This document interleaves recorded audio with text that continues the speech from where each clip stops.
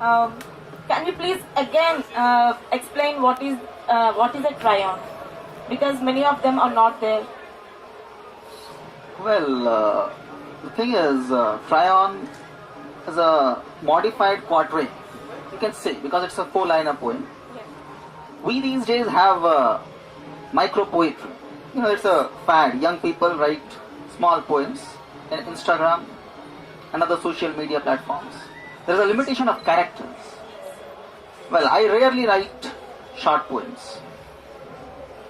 And Midnight Musings, I named it Midnight Musings because one night back in 2016, it was a summer night, late in the month of July, the monsoon clouds were already there. And then suddenly something came and I wrote a poem. It was a small poem, a four-liner. But interestingly, it took a form of its own. And then after I wrote it, first I didn't know about the form, I wrote it first. And then I dissected it. You know, I would have been a doctor. I was preparing to be one once upon a time. But that dissection trait remains. So I dissected the poem and I found that it's not a four-liner per se, but it's in a sequence of 3+1. And there were some interesting findings, you know. So I won't say I invented the format, I would say I discovered the format. It was a discovery, maybe a moment of realization, like enlightenment or whatever it is, a poetic enlightenment. And then after, for the next few months, I wrote a lot of poems on the same lines, on the same format. And the interesting thing about Midnight Musings was, all the poems in this book is available in the stall, you can find, all the poems in this book are centered around the theme of love, romance, passion, and such things. Those who know me also know that usually I am not connected or known for these sort of poems. So it is a surprise for many of the readers that Agnivesh Mahapatra writes romantic poems. Well, I do write romantic poems. So please, read it and find for yourself. I may not look like a romantic person, but you all know that what doesn't look like anything doesn't matter, it's not that particular thing. So, the thing is, this format, Tryon, you know, I was fascinated by organic chemistry once upon a time, obviously. And there we have some ketone characteristics. So a ketone which has 3 carbonyl groups attached is known as a trion. So the word trion etymologically means tri+1, that is 3+1. First of all, at first impression we might think that trion may be 3-liner, but no, it's not 3-liner, it's 4-liner. And secondly, this format, I took it and I wrote some other series also. Midnight Musings was not the only series wrote on this format. I wrote some other poems in the same format. Another one was a sarcastic take. I named it Sarkasagni. Another one was a philosophical take, and that was named as Solar Secrets. Not SOLAR, but SOULAR. So, yeah, from the soul, it was Solar Secrets. So this format has grown, you know, and I was apprehensive at first to name it a form of poem. You know, I never considered it was poetry. It looked like a write-up. Yeah, there were some poetic elements. One can find that, yes, it is a poem. But I thought, can I name it a poem? You know, I am a nobody in the world of poetry and literature.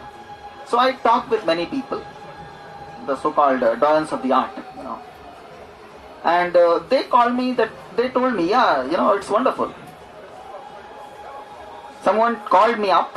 I had posted one on Facebook 1.5 years back. And he called me and he said, Agnivesh, I read a work you posted on Facebook. It's a new form of poetry. It's wonderful. What have you named it? Yeah. Until then I had not named it. Okay. I was just writing it. And after that I was thinking, okay, I will name it something. And then I came up with this name. So that is the thing with Tryon. Yes, it is a 3+1, where, as I said, the first 3 lines describe a particular thing. And the 4th line is an independent take which adds something or contradicts it. But whatever it is, it chronicles the first 3 lines. It chronicles the first 3 lines. And the 3 lines in themselves are not complete. You know, you will find that it misses something. And the 4th line complements it, supplements it, and completes it. Giving the whole poem a complete structure. And after that, So this is the thing with Triones. And there are many young people over here who write poetry, and I would like to ask them to take up the format. You can easily write in this format. Let's promote it. Let's write in it. And one more thing, as with micro poetry, there are some limitations, some literary limitations, like syllable counts in haikus that we have, haiku, senryu, waka, tanka, and so many things we have. The Japanese formats. But let's have a format of our own. And that was the thrust behind this idea, actually. And then, this particular thing, there is no syllable count, no restriction of syllables, and there is no restriction of rhyming as well. So that's all about Triones. Thank you. Interesting. Can't wait to read them. Can you share us from when you started writing poetry? Since how many years? It must have been 15 years by now. More than that. I started writing poetry during my high school days. And I never knew it was poetry, actually. It was a scribble, and I hope that most of the poets at some point of time in their lives must have scribbled a few words. And those words become sentences, those sentences become stanzas, those stanzas add up to become a poem. That's what usually happens, and that was what happened to me. I don't know about others. So ultimately, I was a very sporadic writer. Still now, I am a very sporadic writer. I don't write frequently or often. I write rarely. And the thing is, I used to write 1 or 2 pieces in a 6 months or a year. It was not a continuous thing. Yes, I have started writing poetry in the last 3-4 years. The frequency has increased a lot. I have been more consistent. Yeah. So I wasn't consistent, maybe like Rohit Sharma. The day he has started opening batting for India, I have also started to perform constantly. Thank you. Yes, well, what inspires you to write poetry? That's a tough one, actually. I basically say I am not a writer. I am a better speaker than I am a writer. Because many of people present here will identify with it.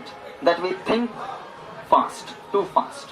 And by the time we capture the thought and pen it down, we have already thought a few more words.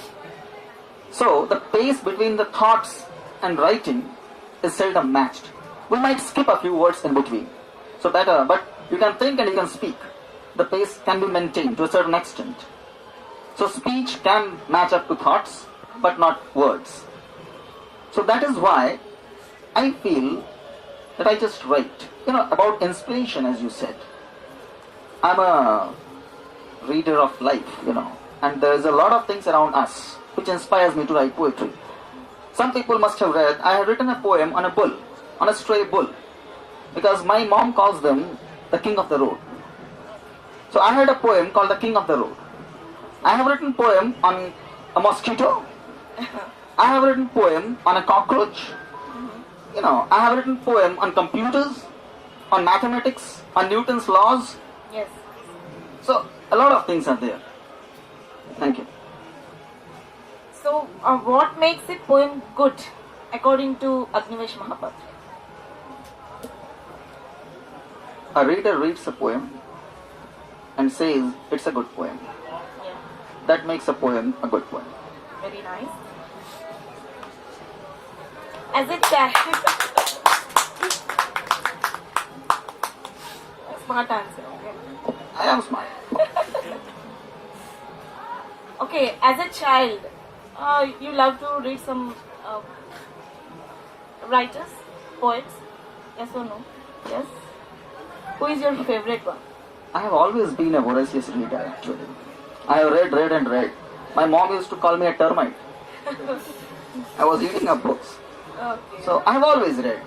There was no one whom I liked in particular. Okay. From my childhood, I have read a lot. I am still a better reader than a writer. So I read every day, something or the other. And any day I don't pick up a book and read a few pages, I think I have wasted that particular day. Still now that feeling has remained with me. So I have, it's very difficult for someone like me to pick one or few readers. But yes, from childhood, I would say, wouldn't say the name of the author because I don't know the name of the author. I would express my gratitude to Anand Pai, of the Amar Chitragatha fame, because those were the comics. And yes, as an author, I loved Phantom. So yes, I again thank Lee Falk for that. And for Mandrake as well. And then after those, from the comics days, your tastes grow. And I started reading. Probably my first foray into quality literature or novels or stories was into the world of Arthur Conan Doyle. And the Sherlock Holmes world has remained very special to me. And I still today, I count Sherlock Holmes books as the best I have ever read. And they have always been my first love. Thank you. Yeah. So, have you ever gotten reader's block? Reader's block. What's that? You know that. What's that? That's what I told you. My mom calls me a termite. Yes. And have you seen a termite having his stomach full? The tummy is never full. They're always hungry. They keep on eating. Yes. Right? So yes, I keep on reading. I have never had a reader's block. Yes. Okay, then tell me, do you believe in writer's block? I have never faced that, and but many people have. Many of the writers over here will say that yes, there is something called a writer's block, and for me personally, there is nothing as such. Because if you have got something, you have found something worth writing, you will write. What's the block? If you are not writing, that doesn't mean you can't write. It's just that you are not having the inspiration. You are not finding anything worth writing around you. In your periphery, in your surroundings, you have not come across, or you are not coming across something which interests you. Right? Your muse has gone for a walk. Until and unless a particular thing, rather just smittens your muse, where once your muse is smitten with something, she falls in love with a particular thing, you pick up your pen and your muse forces you to write it down. And if it is not happening, that means probably the things and beings around you are not worth penning. That's what I feel. Well, people love your poetry. Yes. What is the best compliment ever you got till date for your poetry? That's a tough one. I don't remember my compliments. I remember the critics. If somebody would have criticized my poem, I would have remembered that. If someone comes up to you and say, okay, I loved your poem, it was so nice and this and that. Why would I need to remember that? I have written it, I know it's good. So yes, I don't remember, and I'm very sorry because many people over here have complimented me in the past, and I hope they will continue to do so in the future, irrespective of it whether I remember it or not. Thank you. Yeah. Name any 3 poems of yours. Personally, you love them. Again a tough one, It's very difficult to answer that question. Because you see, if you write poetry, it is very tough for one to pick a particular poem. And for someone like me, who doesn't stick to a particular genre, you ask anyone, if you say Agnivesh Mahapatra, yes, he writes philosophical poems. He writes poems centered around the theme of life and love. That love is not the love, but that is a divine love or something, whatever. I don't know, the word love has itself become a cliched word, so with many interpretations. So Agnivesh Mahapatra's poem always has something in it. And different genres of poems that I write, I can't say that I would love one or not. Yes, there have been a few poems which are very close to my heart. And one of them is Mother's Discourse. Most people haven't read it. It's just those who know me personally have read it, because I have shared it with them. I haven't shared it with the public at large through any social media or other things. And that's one of the most loved poems of mine, because I love it personally. Then there's a poem called My Ways. It was written in my initial days of writing poetry. And the third poem will be, probably many here would have listened to it, would have read it, and that would be A Dialogue with the Old Man. And that was the only poem. Usually I write my poems in 10 minutes, 5 minutes, 5 to 15 to 20 minutes. It doesn't take more than that. And I am a very lazy person. I don't write stories, I don't write novels, or I don't write any other thing, any other genre, because I am a lazy person. I don't have the patience to sit and write and write and write. So yes, I like poetry. I write poetry because it just takes a few minutes. So, But the only poem that I wrote not in a few minutes, but in a few days. It took 3 to 4 days and 4-5 sittings to write that poem. It's the longest poem I have ever written. In a A4 size paper, it ranges up to 4-5-6 pages. So it's an epic in itself, a mini epic. So, and it says about two people. One is an old man. He's too old, older than time itself. And a young man who is a contemporary person. And the language in that particular piece is of two different times. Someone speaks in an ancient archaic English, and this young man speaks in the contemporary lingua franca. So you need to strike a balance. So I had to write that poem. Yeah, the thought was there, the idea was there, the concept was there, but I had to write it. So there was it was deliberately written poem. So yes, but and when you put in so much of effort into a particular piece of writing, you obviously end up loving it, and I do love it. Thank you. Do you have any unique or quirky writing habits? His quirkiness personified. Yeah, he was right actually. You know, you there is nothing quirky about it, or nothing unique about it. Yes, I write in strange places. Most of my poems are written either in the dark of night, around 2 a.m. or 3 a.m. or they are written in the buzz of the noise and everything. They are written at my hangout place in the evening. Everybody knows what a khati place is. So the cars are going around honking, the bikes are running amok, and the people are just chatting over a tea, and there's a lot of noise going on around everywhere. And there I sit and write my poems. So you may call it a strange thing, but it is how it is. What made you feel the need to express yourself with poetry? I still don't think that it is a need. You know, there is no need. I saw something, I found something, why would I tell you? I know something, it's fine. You know, let me keep it to myself. Why would I make you know about it? But yes, at some point of time, you feel you are overburdened with something. You know, when you know something, you put in a lot of effort to know it. And then you find it out. It's a realization, it's an inspiration, whatever you name it. And then that thing grows inside you. And you are so burdened with it that you feel, okay, why should I only bear the burden of it? Let me shed a few and share it with the others. So that's the thing. I write because I feel I am overburdened. Let me share my pain or my love or my happiness with others. I can't bear it alone. I have got no right to take it alone. So I just share it out with the people. Nice. You mean writing energizes you or exhausts you?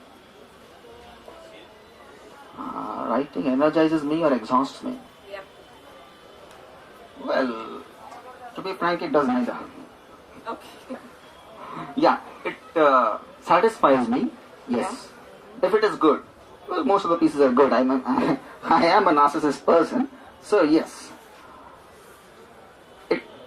After you have written something, you are not exhausted, you know, and neither are you energized. Yes, I have written it. It's just what do you call that? It was as it was.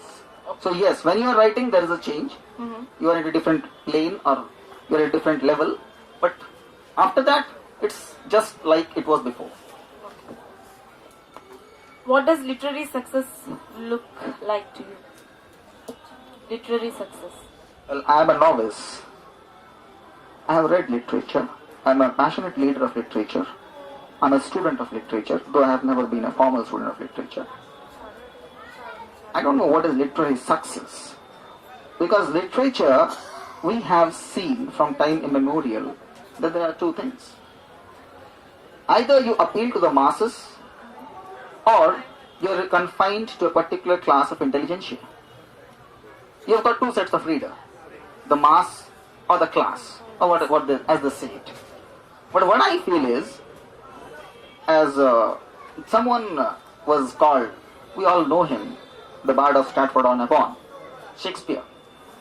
When Shakespeare started writing, I'm forgetting the name of the critic, and he said, Shakespeare doesn't know English. Yes. Someone, a very famous critic of that point of time, said Shakespeare doesn't know English. But he wrote. And that very person grew old. And Shakespeare died. And at his funeral, the person went up and said, one who hasn't read Shakespeare doesn't know English. Right? So this is the migration, you see. So even if the people are liking your works, if the people like it, yeah, I'm not saying that you are taking literature. I'm a purist. I belong to the classical school. I don't understand, I don't accept any compromise with literature. For me, I don't tolerate mediocrity. If you are writing something, it must have some depth, some meaning, some weight, which you want to give it out to the reader. If you don't have that, you can keep it in your diaries and read yourself as much as you want, but why share it with the people at large? Right? You've got no right to do that. If you have got some quality, you feel, yes, people need to read this, people need to know about it, then go on and share it out. So the thing is, because I feel when society takes pride in mediocrity, when society takes pride in mediocrity, it only reveals the degeneration of the society. So yes, we are in a very crucial times these days. The value of literature, the worth of literature is decreasing, is diminishing, but we have to uphold it. It's not that we don't have quality works, we have. But that doesn't mean we encourage everyone who comes up with some mediocre stuff. It has got to have a stamp, a signature of its own. Something new. You should add something to the wide ocean. Even if an ocean won't expand with a single drop of water anymore if you add to it. But it always needs water. Otherwise, probably the oceans will dry up. The rivers need to flow into it, right? But if you don't have anything new, then be like a lake. Keep your water, stay stagnant. Don't flow into the ocean. Thank you. Wonderful. My next question is, do you try more to be original or to deliver to readers what they want? Well, either way, I will be doing injustice. Okay. Because I have to be original. And if that originality of mine appeals to the reader, it's good. That's what I aim at. So, I may write 100 pieces, but I will take only a few of them to the reader. And those which will appeal to the reader. So yes, I don't play to the gallery, or I don't write for people to read, for people to like it. But when I write something and I feel that yes, it is good for the people, I bring it out. Good. Okay, we all know that you are a poet and writer. What are the other creative areas you love other than poetry and literature? What are the other creative areas like painting, dancing, singing? Okay. Well, I was never interested in... I watch dance, I never dance. I love to listen to songs, I never sing. And I like paintings and artworks, though I never paint or do some artwork. So, personally, whether I am interested in those things, yes, as an observer, as an audience, as a viewer, as a listener, yes. But not practically, or not, in with it. Okay. What are the common traps for aspiring young poets nowadays? The most common trap? Fame. Fame. Yeah. And a sense of complacency that yes, I have achieved a lot. I write wonderfully. You never write wonderfully. You never write wonderfully. Yes, sometimes, accidentally, you may write some wonderful pieces, but you never write wonderfully. And you should never consider that you write well. It's a process, it's a continuous process, it grows day in and day out, one after the other, and it will continue like that. So, for the young writers, I would say, don't be complacent, keep learning, keep writing. And one thing you need to do is, once you write a piece today, always keep in mind you need to better it with your next one. Keep on the process of betterment, and you won't fall into a trap. Otherwise, you're bound to perish. Anything more for the budding writers? Writing, just keep writing. Yeah. As I said, I am a purist, so I would say keep in mind the grammatical things, the literary things, because I don't take it well enough if there is a mistake. You may call me a grammar Nazi for that. But yes, until and unless you have got something exceptional in your rights, then if you're writing mediocre stuff, common stuff, cliched stuff, and yet doing mistakes, why would I read you? So please avoid those mistakes. Stick to it. But the first thing, the most foremost thing that is required to be a good writer is you need to be a good reader. One who hasn't read can never write. So read as much as you can and write as much as you can. That's it. Thank you. Yeah, thus the discussion round, we can say, comes to an end. Thank you so much, Agnivesh Mahapatra, for sharing your views and ideas and your musings with us. You haven't shared your musings yet. Can you please share one?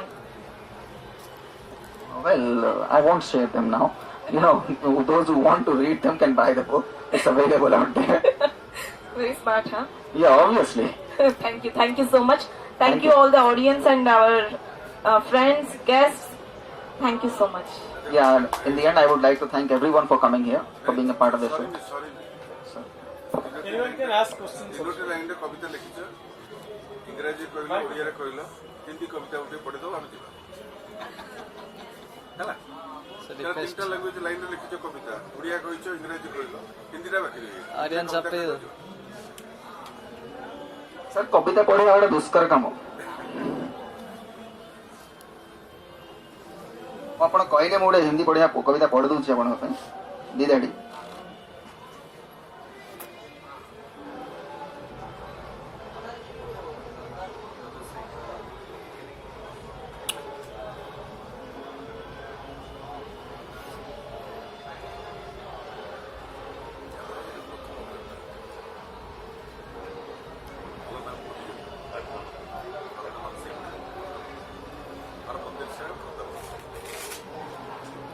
The that sir.